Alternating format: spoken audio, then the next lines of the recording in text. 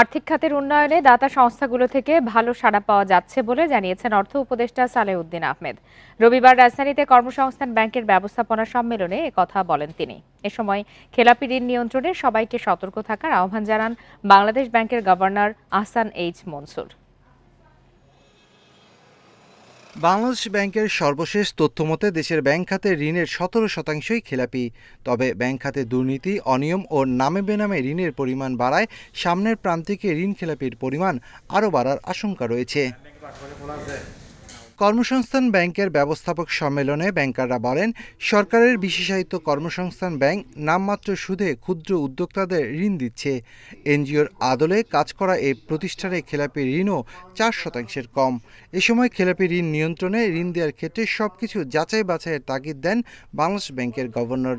ঝুঁকি কমাতে ডিজিটালাইজেশনও জোর দেওয়ার পরামর্শ দেন তিনি।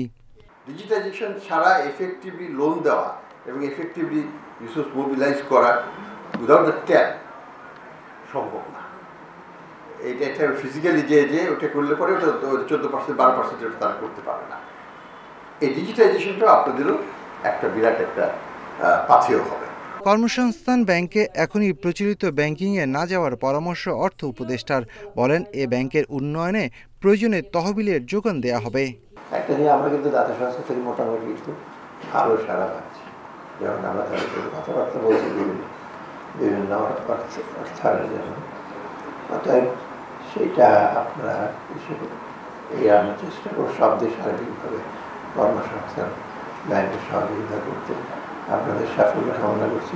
উপদেষ্টা আরও বলেন, আর্থিক খাতকে চরম বিপর্যস্ত অবস্থায় রেখে গেছে পতিত সরকার। সামনে এগিয়ে নেওয়ার চেষ্টা করব। Shafil Alam Sujon, independent news, Dhaka.